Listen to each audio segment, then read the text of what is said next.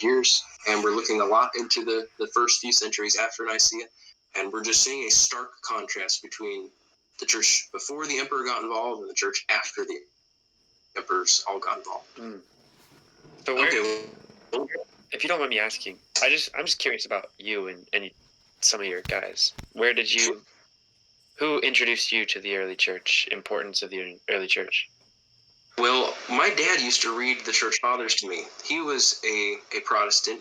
The first church he went to was a Baptist church, and then he went to seminary. And then in seminary, they gave him a brief rundown of church history, and he got really interested in reading the early church. But his professors in that Baptist seminary were saying, "Oh, the church fathers are stupid. They're really out there. They're crazy." And my dad thought, "Well, that sounds interesting. I'd just like to read them." So he did, and he used to read them to me as a kid. And Dad didn't really submit to the early church. He told us kids to, but he didn't do it himself. He said, "Guys, this is the purest the church ever was." He would read us all the martyrdom stories of how the Christians would be tortured for 300 years in the most horrific ways you could imagine. Men, women, and children. And they were told to deny Christ or be tortured to death, and they were tortured. And Dad would read us the stories, and we kids were very inspired. And yeah, that's about it, Riley. When I was about almost 19 years old, I decided that I wanted to be a Christian. I wanted to really take it seriously because I could see my older siblings were getting older and getting into drugs and things. And, my brother got married and then divorced in less than a year. I could see he didn't understand marriage. He was already ruining his life because he didn't understand Christianity. So I thought, I don't want to be making these mistakes. I want to understand Christianity. And so that was when I took my faith more seriously. And so 9 years later, I have other brothers like Nolan and Aramis and Christian, us four. We've been reading for years now, and we all have the same faith because we all submit to that same unified church. All right. That's awesome.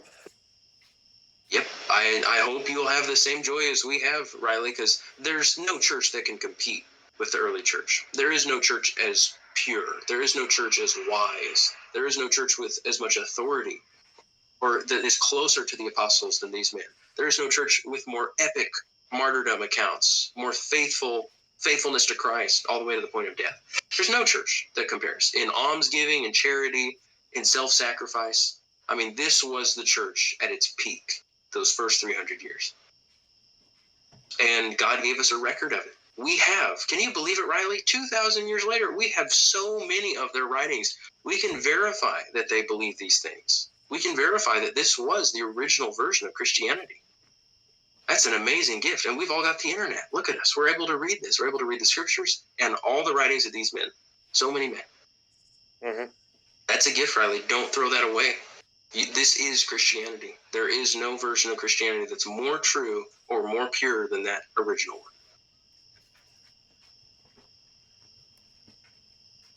But you can go if you got to go. But we'll be around. I recently quit my job, and I'll try to make myself available if you ever want to call and talk about it. Okay. Yeah, I'll probably reach out to you a lot in the next coming weeks. I hope so. Really wanted to dive into it. Well, so be it. I'll talk to you later. I'll be with you if you got to go. Yeah. Hey, Luke, could you give those? I know you mentioned you'd bring up the 3 quotes at least. Could you give us? Could you share it at least those 3? Sure, but Brian, you've been missing out. You must not have been listening to our calls because we've had a few calls where we read a bunch of quotes. About what? About the church falling away, the whole church having fallen away. Which call was that in? Oh, let me see. I've listened to a lot of them. I've listened to probably most of them, but I think I tend to forget some of the information and some of the videos. All right, let me see here. Let me see which was the last call. Just do the Hillary one. Do the one from Hillary. That's such a great one. I don't even know which Hillary, Nolan, because there are so many good Hillary quotes.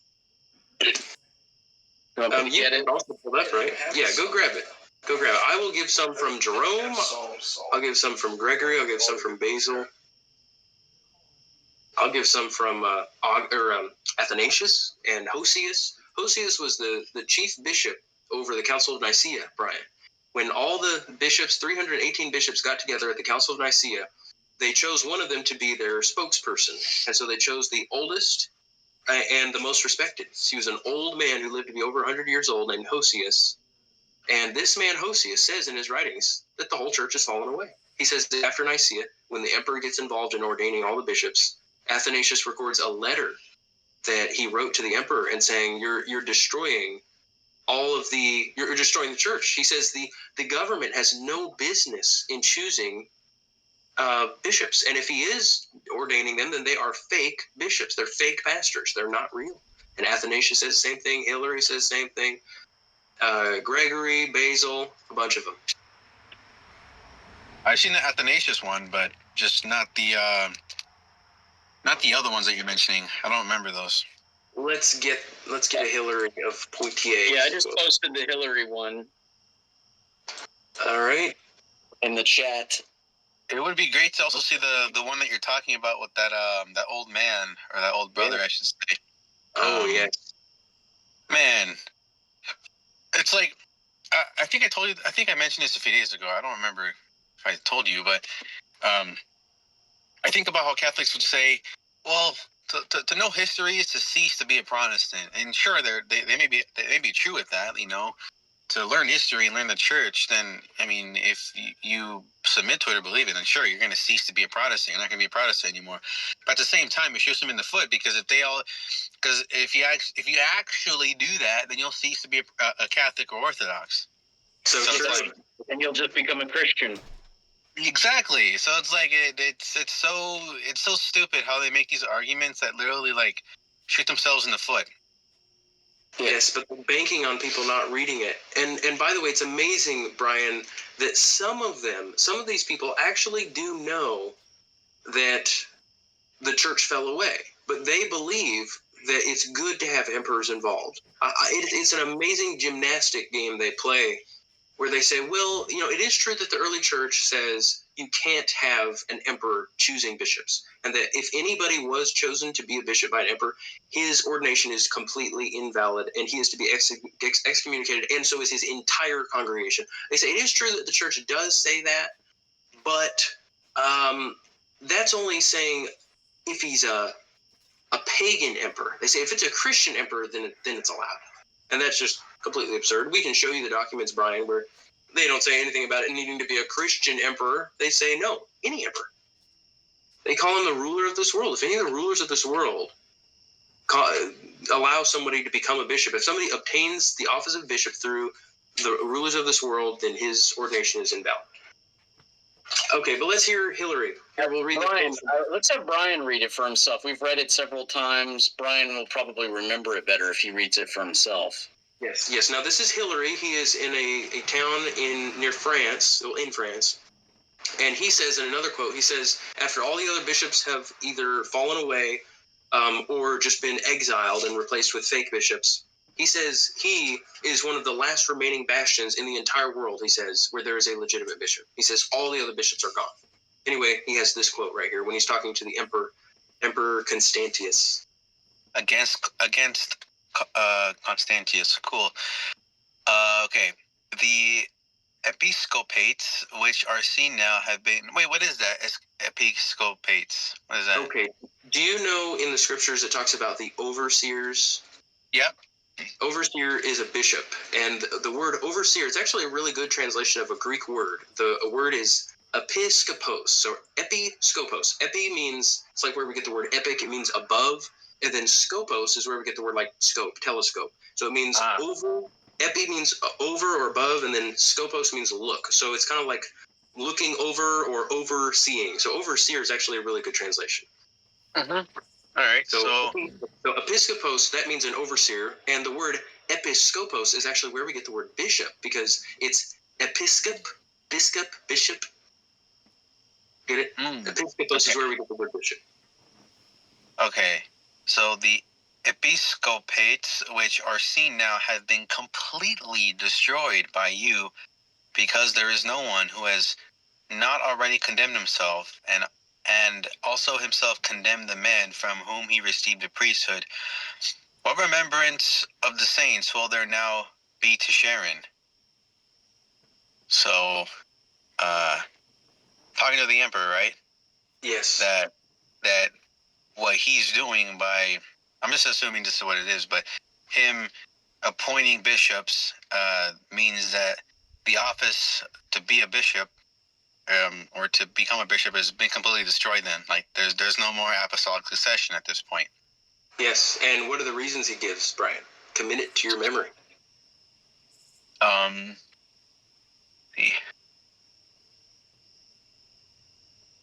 Because there's no one to pass on the priesthood. Because it says it received the priesthood, so I'm assuming. Yeah, the reason they've been destroyed is because there is no one who has not already condemned himself and also condemned the man from whom he received the priesthood. What does that part mean, though? Like, and also himself condemned the man whom he received the priesthood, like the one who appointed him.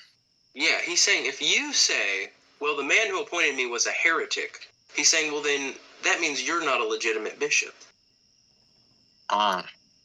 If you say the man who ordained me was a heretic, well, then first of all, that makes no sense. How could he even ordain you as a bishop if he's a heretic?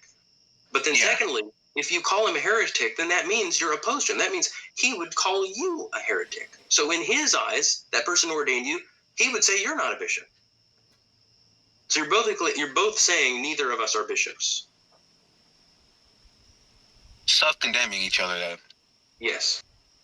And that's what happened after Nicaea, is the church started turning against what their fathers had said.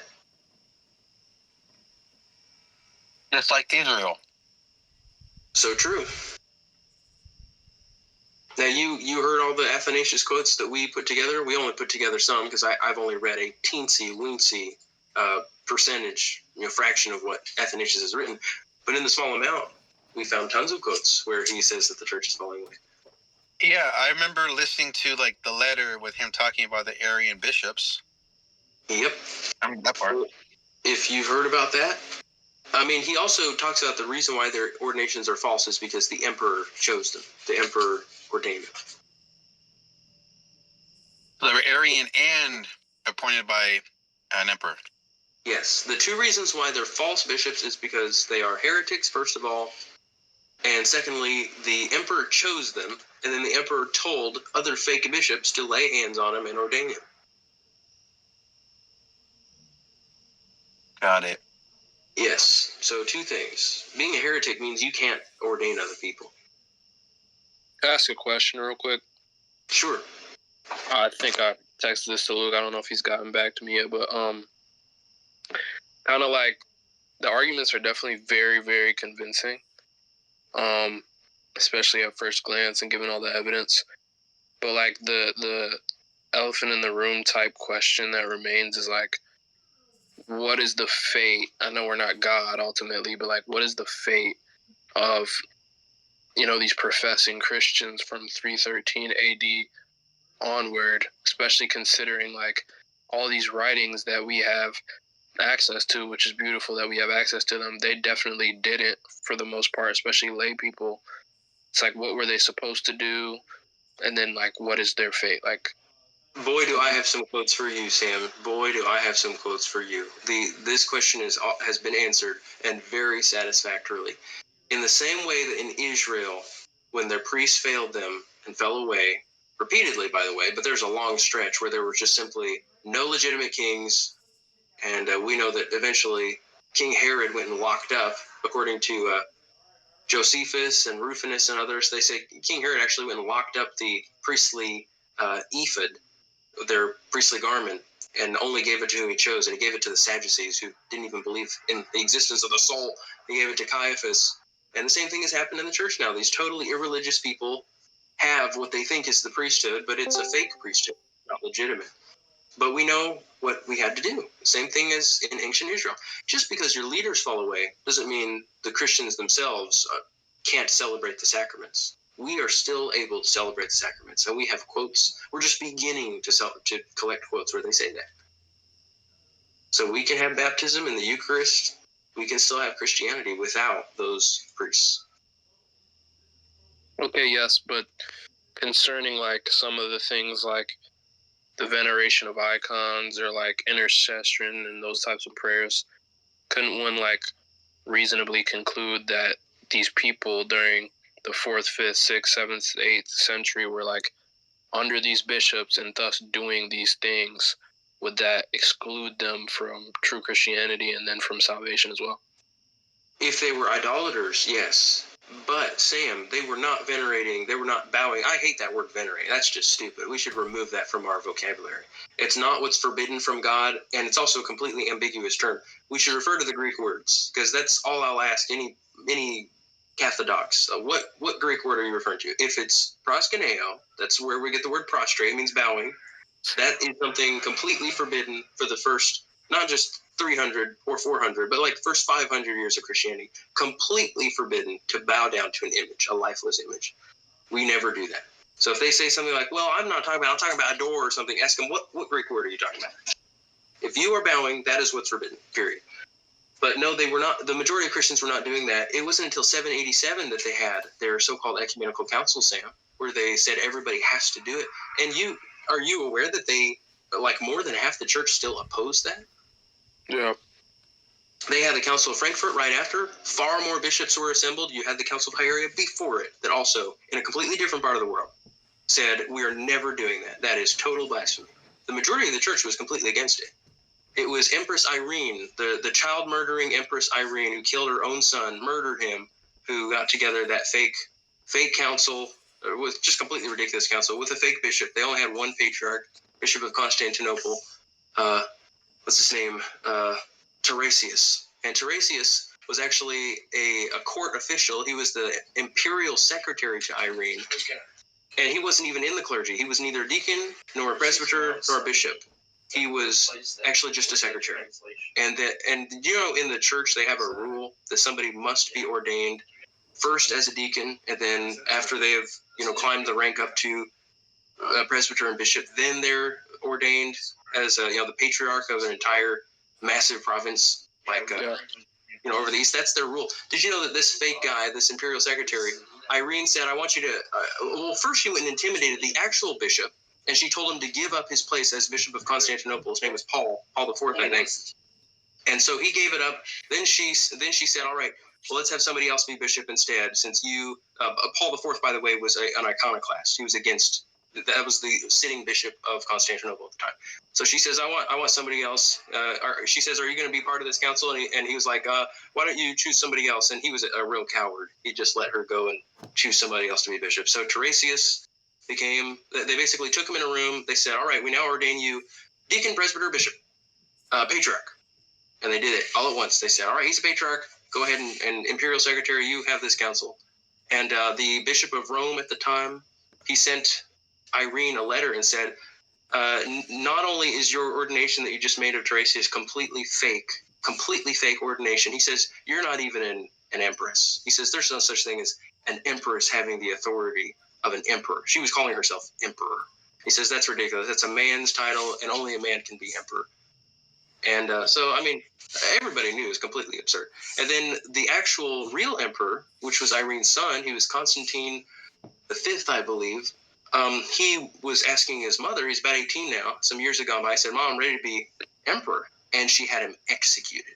She put out his eyes and threw him in a dungeon, and he bled to death and died.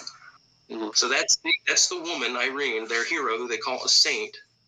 That's Saint child murderer Irene, who got the veneration of icons to go. A wicked woman. And everybody who thinks that was some epic, wonderful thing, a fake bishop like Tarasius, who's the imperial secretary, a fake emperor, I mean, it's also absurd, Sam. The more you look into any of these things, the more you'll see just how utterly depraved the church had become by the 700s. But even then, don't think that the whole church did it. Their leadership was evil, but the laity was still being saved.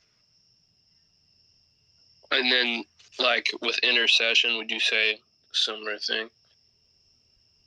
Right. They were not praying to the saints for many centuries. That took many centuries. Even then, Sam, it has always been a remnant of the people that are being saved. That was true about Israel in the Old Testament, and it's true about Israel here in the New Testament. Okay. The large majority of people are not going to be saved. The large majority of professing Christians. Yeah, I could I knew that, right? But I just didn't know like what the stance was regarding them, because like I don't know how much you're familiar with like there's a sect within Eastern Orthodoxy called True Orthodoxy, and they believe like some like a lesser version of kind of what you taught of like the falling away of like the priesthood and bishops. They essentially believe if a bishop teaches heresy at all, then his entire like everybody who's under him is graceless. Like everybody in that like diocese or whatever is then like excommunicated with him, and that he can't lay on hands to anyone else, and then so on and so on and so on. So Yes, that is the teaching of the church for the first 300 years and even afterward. We have countless books that we have put together. What does it mean when seed? The problem is they don't call everything heresy. So on the one hand, they'll say, if you are a heretic, you can't lay hands on anybody. But then they'll say, but we're not heretics. But if we can establish them that they're teaching false doctrine and they're practicing sin, then we know they can't be ordaining anybody. Their own ordination, or the ordinations of the people who are ordaining them are also false. Take, for instance, we were just talking about Teresius in the 700s. But the church has a rule, even to this day, that somebody has to be a deacon and then a presbyter before he can be a bishop. But Ambrose of Milan? You ever read any of Ambrose, Sam? yes, I have actually. I love Ambrose. He's an extremely wise man. He is mind-blowingly wise. But his ordination is false. He is not a real bishop, any more than the people like John Chrysostom, who was also chosen as bishop by the emperor and then killed by the emperor after the emperor didn't like what he said about makeup, because he said your wife is a harlot. And so, they had to get rid of John Chrysostom, had him executed. But anyway, you take guys like Ambrose. Now, Ambrose was a governor, a Roman governor of the city of Milan. And after the bishop died at that time, Ambrose, the governor, went and he showed up at the church, and there was, a huge discussion going on about who's going to be the next bishop. And the people saw Ambrose show up, and they said, well, look, this is our governor. He's our wonderful secular governor, but we love him. He's a great guy. Now, you got to understand, Ambrose was not even baptized, Sam. Not even baptized. I can read it to you right now from Rufinus if you want. He has the story. I have it written right in front of me. But basically, the people say, make him our bishop. And so they get in touch with the emperor, which they always had to do after 330. The emperor always chose who was going to be bishop. And the emperor ordered that this governor, this Roman governor, be ordained. He says, go ahead and make him the bishop. So what they did was they baptized him, and then they said, and you're the bishop. You said it to me. Someone speaking in the background. Oh, guys, you are disorder. You're making a little too much noise. That's Aramis. Guys, you can do the other room, though. Just try to keep it down. Sorry, guys, if it was hard to hear.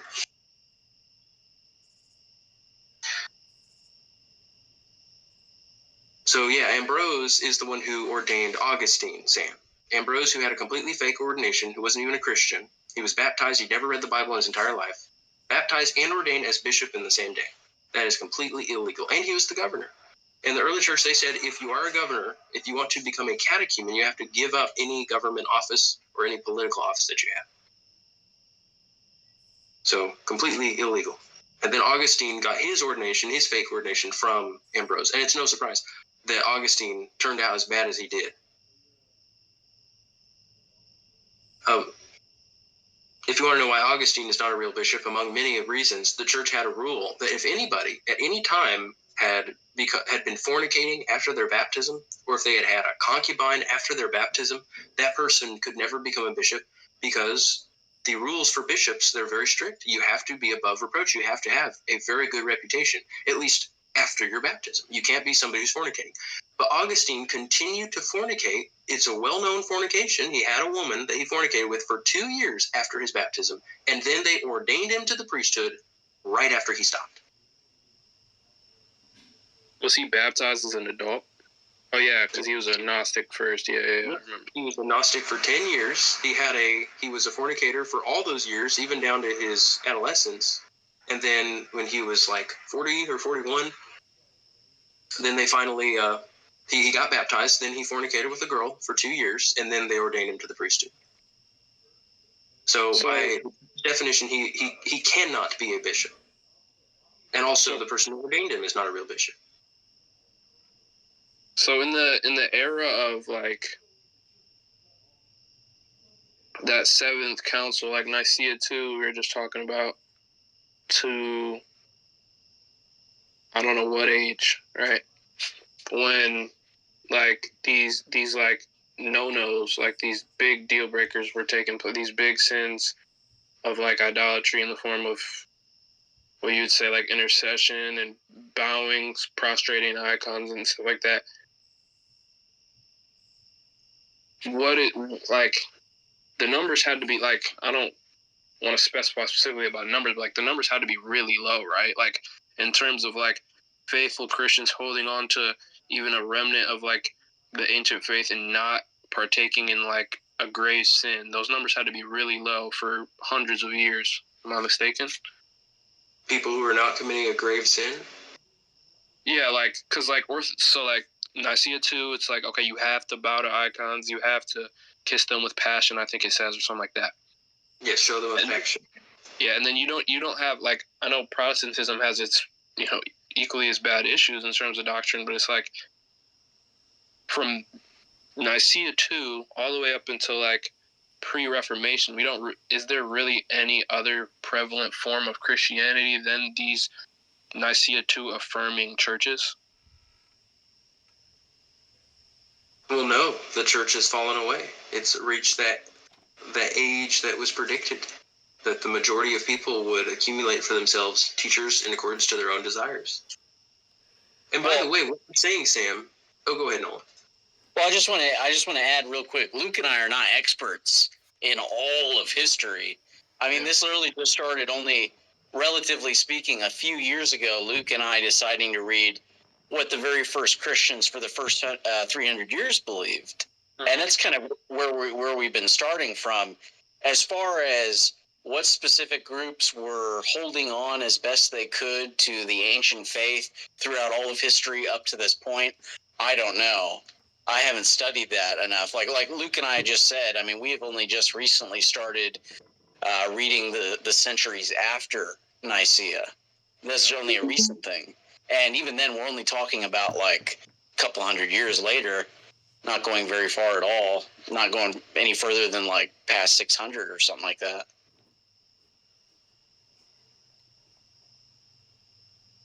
It's really not an extreme or outlandish thing to say, though, Sam, that a small percentage of people are being saved, because each Protestant denomination already believes that it's only a tiny number of people being saved. They believe all the Catholics and Orthodox and the majority of Protestants are going to hell. And then the Catholics, they believe that all of the Protestants, which is 1 billion people, and all of the Orthodox are going to hell. They believe that. And, the way that the Catholics talk about the prior centuries, I mean, they basically condemn all of their own teachers. If you've seen all the quotes we have on so many previous popes who say that Mary committed sin. That's true. It's like not only our group, but our current group, like the modern version of our group. Yeah, not even like many centuries of Catholics that have believed the same way, but I mean, they condemn almost all the previous centuries, because before 1867 or whenever they made their ineffable, their perfect declaration about Mary being sinless, tons of popes and tons of theologians, from Thomas Aquinas to Anselm to Robert Bellarmine, Peter Lombard, a massive number of people, we have a list of them, say that Mary committed sins. John Chrysostom, Ambrose, Jerome, Augustine denies the Immaculate Conception. A lot of them, like Cyril and Theodoret, they all just talk about Mary's actual sins. They just openly, unabashedly say Mary committed sins. And they say there are 4 sins recorded in the scripture: when she called Jesus out to her and said that he was out of his mind with the brothers, and when she scolded him with Joseph and said, "Why have you treated us this way?" They say that she fell away with the other apostles when he was crucified. They say Mary absolutely fell away with the others. She did not believe in him. And then what's the 4th one? It escapes me. But they say 4 sins. Oh yeah, of course, wedding at Cana. They say that was a sin, when she went and was making herself conspicuous by wanting Jesus to make a miracle. They say that was a sin. They say that was rash audacity. and that it was vainglorious. So yeah, 4 sins, and then Jerome gives an even bigger list of sins if you take his list. So I mean, they're condemning all of church history. They are the ones, Sam, saying that the church has been invisible for all time, almost until just recently. And we say the opposite. We say the church was visible, perfectly visible for 300 years. It was an immaculate bride dressed in perfect white clothes, and she became stained. She became diseased spiritually. And that now, if you were to look at the church spiritually, what she looks like is a paralyzed, extremely old, decrepit woman who's blind and deaf and dumb, and all her teeth have fallen out, and she's drooling, and she's barren, and her children are also diseased, and they're harlots. And that's exactly Mother of harlots, that's right. That was prophesied. It happened in Israel where they forgot about Christ, and here it is again, New Testament. And we have many quotes from the church fathers saying the church, just as they share in the blessings of old Israel, they also are going to now share in the curses of that faithless Israel. And they knew that the church would fall away. You know, saying that the Catholics and Orthodox say they know that the church will fall away someday completely. They do acknowledge that. Did you know that? Yeah. They just say it's going to be the very end of time. They say it's just going to be a short little period, just a few years. But it's actually going to be a long period of time. It's going to be How does just it like happen so quickly, though? That's what I don't get. Like, how do they feel so delusional to think that it's going to fall away within a few years? Like, that would take so much delusion for everyone to, like, as a group to fall into. You can't just do that in a few years. It has to be over centuries to, like, slowly put these things in there. Yes, exactly. Especially if it's going to be like the days of Noah. It took 2,000 years from Adam to Noah for it to get that bad, where it says the thoughts of every man's heart was only sin continually, and there ends up only being one family on the entire planet that is still faithful to God. For it to reach that point, you have to have gradual degradation. It doesn't happen all at once. But Jesus says it'll be like the days of Noah, guys. You should take that seriously. If it's going to be like the days of Noah, that's unimaginable evil. That's widespread evil. That's where righteousness is almost nowhere on the earth. It's almost like Jesus predicted it when he said, but when the Son of Man returns, will he find the faith on the earth? And the Catholics would say, yeah, you're going to find 1.3 billion. And the Orthodox say, well, you're going to find 350 million. Everybody else. But even then, Sam, what a joke it is that the Orthodox act like they're united. At least the Catholics have one basic denomination. The Orthodox have, like, let's see if we can name all their sects. We've got Greek Orthodox. We've got Russian Orthodox. We've got Russian Orthodox Church outside of Russia. We've got Syrian Orthodox Church in the East. We've got Coptic Orthodox Church, Ethiopian Orthodox Church. We've got what's the Chalcedonian one? I always forget their name. No, but the Antiochians. No, you're right. Those are really strict. They're like, no, you must rebaptize every person who comes into the church. So that's something that the other Easterns don't believe in. Only the Church of Antioch, the Syrian Orthodox Church, says that. They say if you are baptized by any other church except us, your baptism is invalid. Yeah, I said Ethiopian. My brain's, it's been too long of a day. What's the other one, guys? I think there's the Oriental like includes Ethiopian, Eritrean, Coptic. Like they would say that they're all together. Like the first split over the Nestorian thing, and then the Eastern Orthodox, like there's a recent schism between Moscow and Constantinople, but they would say that they're all like Rokor, Moscow, Antiochian, Bulgarian, Romanian, like they would say they're all together. So there's like one big split between them, but then even within those, there are splits too. So yes, many splits, many splits. And so, Sam, it's a joke when they say to us, do you think the church is invisible? Just pick the visible church. It's so obvious which one is the real church. Because first you've got a choice between Catholic and Orthodox, so already it's very difficult to know who's the real church. It's not this visible church, this obvious choice. We don't know who's the real church. No average person knows that. They have to study a ton. And even then, if they choose Orthodox, as so many people are now, because the Orthodox Church is exploding right now in popularity, well, now you have to choose which denomination of the Orthodox. And they tell us, well, church history tells you we're the real church. But Sam, if we go and look at church history, we're not going to find any of those Orthodox groups, and we're not going to find the Catholic Church. We're going to find a church that has been murdered. Do you have any quotes about like specifically the forbidding of like bowing? Absolutely. Did you listen to our massive call on icons? I think you said you watched some of it. I watched some of it. I gotta watch more of it.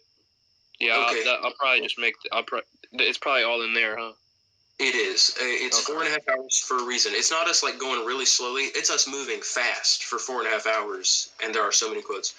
Sam, we're not going to pat ourselves on the back. Christian is the one who is really behind this, getting tons of quotes on images, and then I organized it. And Sam, I mean, it's one of those subjects that the church talks about so much. And like since I've joined the Discord and since I've kind of like honed in on specific distinctions between like Catholic and Orthodox and then like non-Catholic and Orthodox, like icons, intercession, so on and so on, I've seen more and more things in the early church where I'm like, how do they defend this? So like, what do you think the logical and like good faith defense is from like an Orthodox or a Catholic person, specifically on like icons and icon vendor? Like, how do they in good faith defend it when there's like all these quotes? Like, what are they saying? They can only make a defense against somebody who is completely ignorant about what Greek words are being used here. The word that is used when God says you shall neither worship them nor serve them, God uses the word proskuneo, which means bow, and then serve is latreia. And let's not even mention latreia, because they say, well, worship we are allowed to give, but latreia we're not allowed to give to images. You've heard this argument? Yeah. So, and they also love to play games, I'm sure you're aware, where they say, we don't worship them, but then, well, we know that the word proskuneo does mean worship. Worship and bow are completely interchangeable words for proskuneo. You worship by bowing. That is the definition. So when they say we don't worship, that's dishonest, but then they will admit, well, we do worship them, but it's allowed. And what do they use as their excuse? When they say bowing is allowed, what examples do they use, Sam? Like the cherubim and on the Ark of the Covenant, I think. Right? Yes. Mm-hmm. Can you think of any more? Not off the top of my head. Well, they use a lot of examples. They use the people bowing to David, the king. Yeah. They use the example of Abraham bowing to the sons of Heth. And a lot of examples just of people bowing to living individuals. Now, we can address both of these. The cherubim thing is very specific. I can destroy that by itself. Did you know, by the way, that they're using the Masoretic? The group that supposedly cares so much about the Septuagint is quoting the Masoretic. The Septuagint does not say Joshua bowed to the Ark of the Covenant. It does not say that. It's only the Masoretic. But secondly, if you read what the church fathers say about the Ark of the Covenant, they say God is so wise. God is brilliant. He's dealing with these carnally minded people, the Jews, who do not want to worship God in spirit and truth. They must worship physical objects. So God condescends to the carnally minded, idolatrous, pagan Jews, and he meets them halfway. God does something incredibly brilliant, Sam. He comes up with an object which he makes out of gold, and he promises that, well, he says, make these two cherubim, which are facing each other, and they're bowing. He says, make sure the cherubim themselves are bowing. And then Jesus says, I will appear between the cherubim once a year. So the cherubim are bowing to Jesus. And the church fathers say, isn't this brilliant of God? He gives the Jews an object to bow to, but then God doesn't let them see it. He requires that it be veiled at all times. So God does this double whammy. He meets them halfway where they are, needing an object, but he never lets them see it as a way of making them worship what is unseen. And again, they aren't even worshiping the ark, because nobody's ever told to bow at the ark. They bow when Jesus, the Lord, appears over the ark.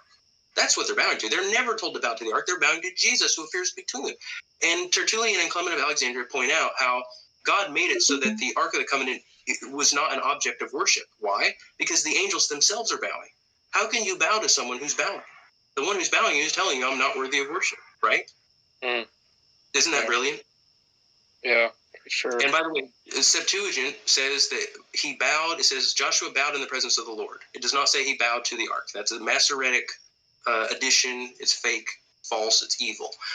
He didn't bow to the ark, and also you know that he couldn't have even possibly gone into the Holy of Holies to see the ark because, well, that was forbidden. It wasn't allowed. He's from the tribe of Ephraim. He's not a priest. He's not a Levite. Anyway, it even says the whole congregation bowed in the presence of the Lord. So, I mean, what are they going to say? Everybody crowded up inside the Holy of Holies? That's just a ridiculous thing to suggest. So they're totally dishonest. Now let's talk about proskuneo, Sam, so that you can have a firm grasp of this. Let's not even talk about latreia. We can prove that they even do engage in latreia, which means service. They do serve. And one of the most basic ways to serve images is by burning incense to them, which they do.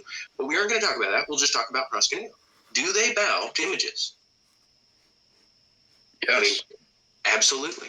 And if you read in the scriptures why you're not allowed to bow to images, what is the reason that God gives over and over and over again why we don't bow to images?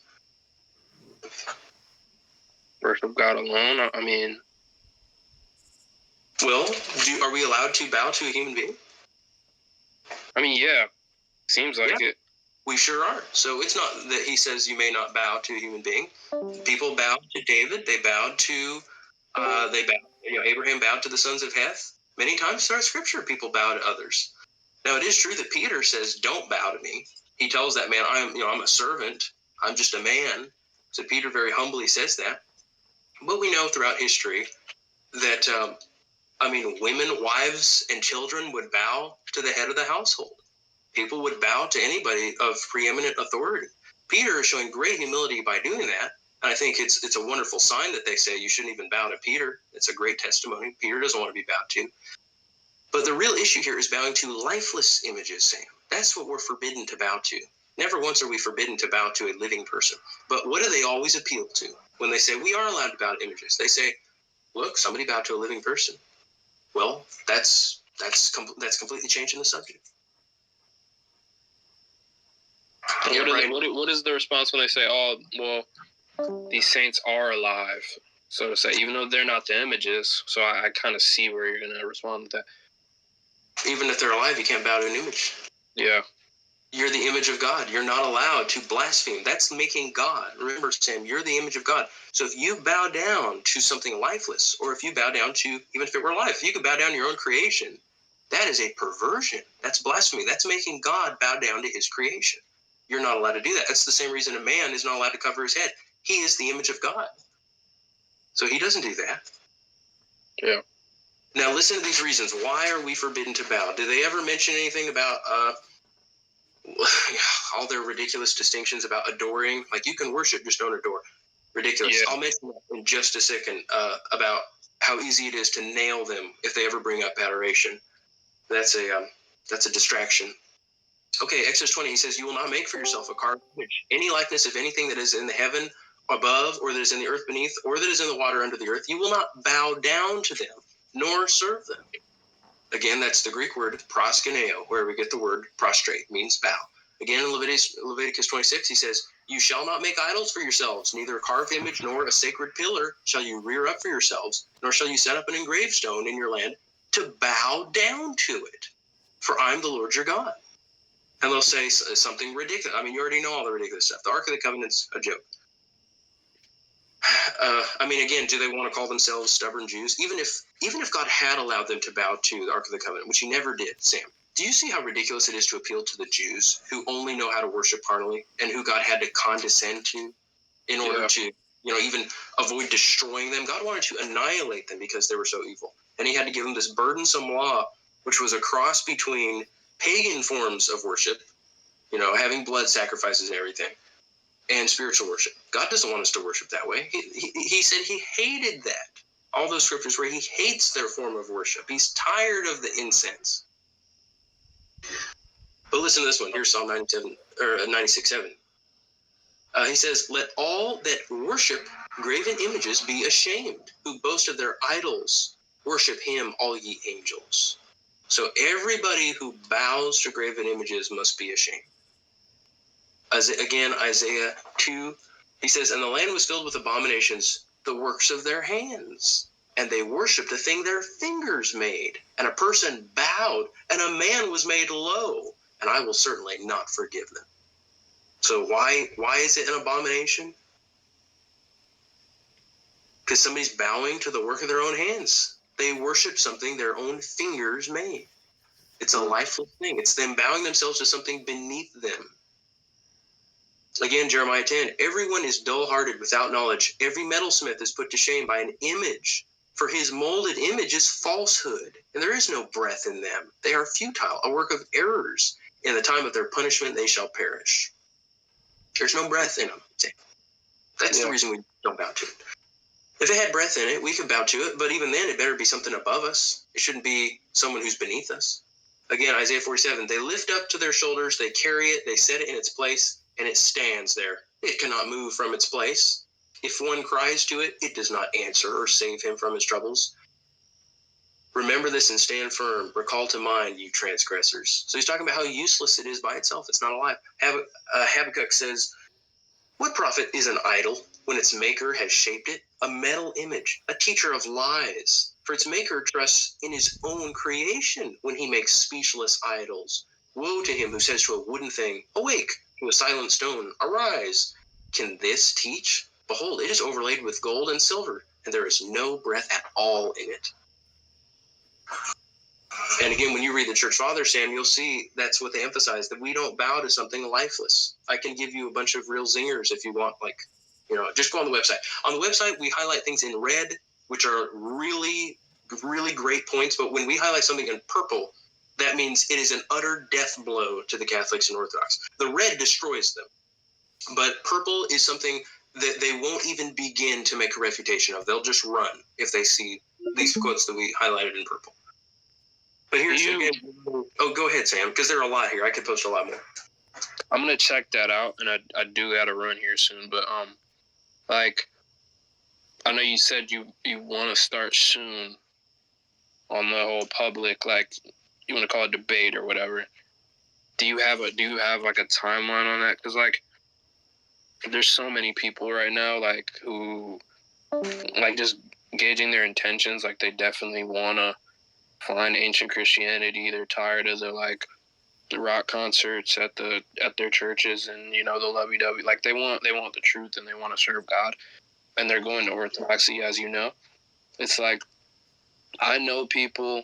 I have some smaller connections to get whatever debate that you would look for with some of these really influential Orthodox people or Catholic people, and I just don't know what they say.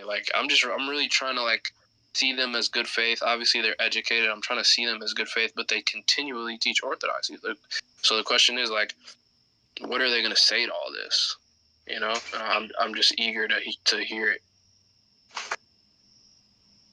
Yeah, and I'm eager to hear it as well. Let me give you one more point before you go, Sam. You know the word adore? They say that they worship, but they don't adore. Yeah. Did you know? So the Catholic Church was against making any translation of the Bible into English. They fought tooth and nail about it until the Protestants did it. Now, they didn't want anybody to be reading the Bible in English. They would have done it by then if they ever did. They actually made a law against anybody having even a Latin Bible in their house. Even if you were clergy, you couldn't have a Latin Bible in your house. You would be arrested. You would have the Bible. The Bible would be burned. This is in the 1200s, 1300s that they made these laws. It will be burned if we find a Bible in somebody's house, even Latin. But eventually, Protestant Reformation came out in the 1500s, and the Catholic Church made an English translation of the Bible. Do you know what that first translation was? It's been around for 500 years. It was before the King James. Yep, it was the It was the one that had really weird spelling, right? Yeah, it was Douay-Rheims Bible, and they've since then, very recently, they made the RSV. So that's becoming their standard. But for 500 years, Douay-Rheims was their Bible. Did you know, in the Douay-Rheims Catholic Bible, their translation that they made themselves, which has been around for 500 years, was the gold standard? Did you know, in every single instance where the word proskuneo appears, they translate it not as worship, not as bow down. Guess which word they used for the word proskuneo? Adore. Because they know adore means bow.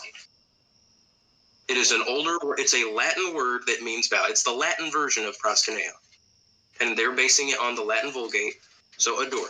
Did you know that the Orthodox Bible, their first English translation that they made, that I know of, It's based on the what do they call it? The patriarchal text. It's this coalition of all these different manuscripts that they consider the best Greek manuscripts. They made an English translation of the Bible called the Orthodox Bible, not the Orthodox Study Bible. That's a more recent thing.